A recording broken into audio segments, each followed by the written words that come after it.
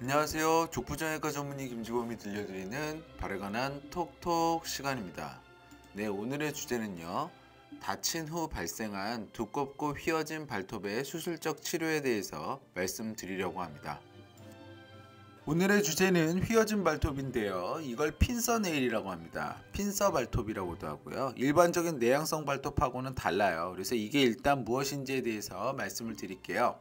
핀서 네일은 발톱이 둥글게 휘어지고 위로 들려있는 발톱을 이야기를 합니다. 둥글게 휘어져 있기 때문에 이 휘어진 발톱이 살을 찔러요. 그래서 요 부위가, 여기서는 요 부위가 통증을 유발합니다. 그리고 위로 들려있기 때문에 이 들려있는 이 부위가 양말에 걸리거나 신발에 눌리면서 통증이 발생하죠.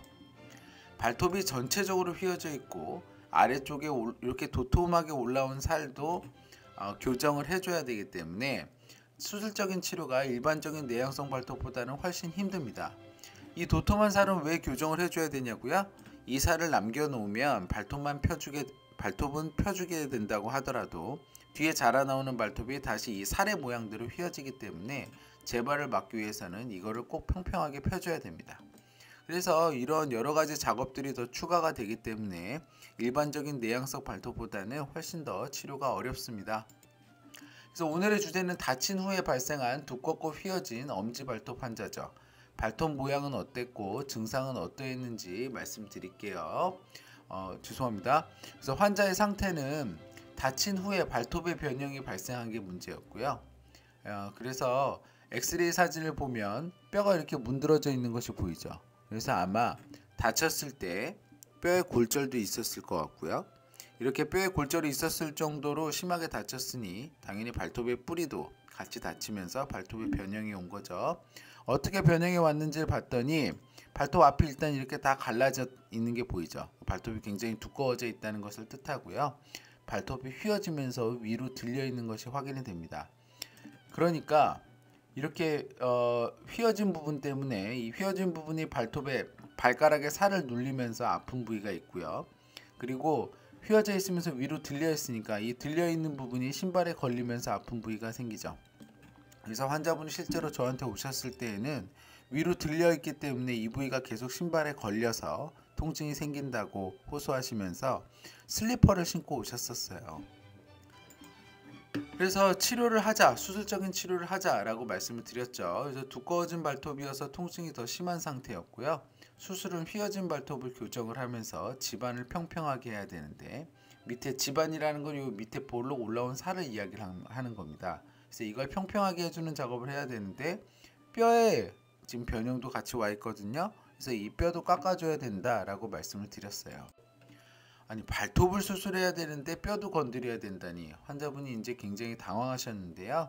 그래도 설명을 충분히 해드렸더니 상황에 대해서 이해를 하시고 수술을 하자고 말씀을 하셨습니다. 그래서 수술은 어떻게 하는지를 먼저 말씀을 드리면, 휘어진 발톱에 먼저 링을 겁니다.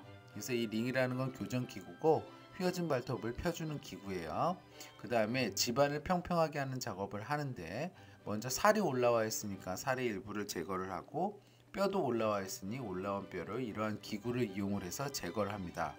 그리고 평평해진 집안에 발톱을 완전히 밀착시키기 위해서 촘촘하게 꼬매주죠. 이러한 실밥은 2주차에 제거합니다. 그리고 여기에 걸려있는 링은 4주가 지나면 저절로 흔들리거든요. 그러면 그때 빼면 됩니다. 그러면 빼면 다시 그 후에 교정이 되냐고요? 4주 정도만 걸어 놓으면 교정력은 충분히 있다고 저희가 생각을 해요. 환자의 수술 및 수술 후 회복 과정은 어땠는지 말씀을 드릴게요. 마취는 발가락만 마취하고요. 원래는 수면을 안 하는데 환자분이 너무 이제 겁이 많으셔서, 그래서 환자가 수면을 원해서 수면을 했습니다. 수술하는 시간은 30분 정도 소요가 되고요. 입원은 권장해요. 왜냐하면 그날 밤이 생각보다 좀 아픕니다. 그래서 통증을 조절하기 위해서 1박 2일 정도 입원하시는 것을 제가 권장하고요. 수술 후 6개월 차가 되면 호전이 된다. 그럼 그전에는 호전이 안 되나요? 그건 아니고 그전에도 호전은 되는데, 여기 수술 후 3개월 차에 보이는 것처럼 교정했을 당시의 발톱이 아직은 남아 있어요. 그래서 수술 후 6개월이 돼야 뒤에 자라나오는 발톱이 거의 전체적으로 다 차지하면서 모양도 예쁘고 통증도 없는 발톱이 나오는 것 같습니다. 그래서 수술 전에는 이렇게 두꺼워져 있고 갈라져 있고 휘어져 있으면서 들려져 있는 발톱이 수술 후 3개월 차가 되면 통증이나 이런 것들은 많이 없어지지만 그래도 링에 걸렸던 이런 발톱에 흔적들이 계속 남아 있어서 아직은 모양은 밉고요.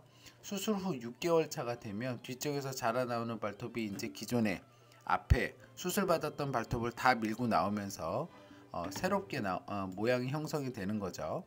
이렇게 되면 휘어져 있는 발톱이 발가락을 누르지 않으니까 통증도 없고 들려 있지도 않으니까 신발이나 양말에 눌리지도 않죠.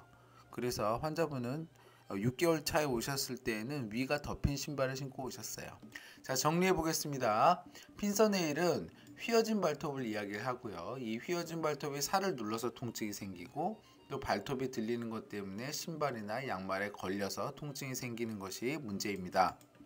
핀서네일의 수술적인 치료는 휘어진 발톱을 펴주면서 집안을 평평화해야 되는데요. 이때 필요시 뼈도 깎아줍니다. 대부분 발가락만 마취하게 되고 2주 후에 실밥을 제거하고요. 4주 후에 발톱을 피는 데 사용했던 링을 제거해요. 3에서 6개월 사이에 새 발톱이 자라나오면 대부분 이때 이제 완전히 증상이 호전되는 경우가 많습니다. 건강한 발걸음 행복한 100세 인생 발에 관한 톡톡이 함께합니다. 저는 서울대학교 의과대학을 졸업을 하고 다수의 TV 프로그램에서 족부에 대해서 말씀드린 바 있습니다. 이 동영상은 제가 좀 더 자유롭고 자세하게 제 지식을 말씀드리고자 제작하였고요. 네이버 족부 김지범 블로그에 오시면 더 많은 정보와 질문이 가능합니다. 경청해 주셔서 감사합니다.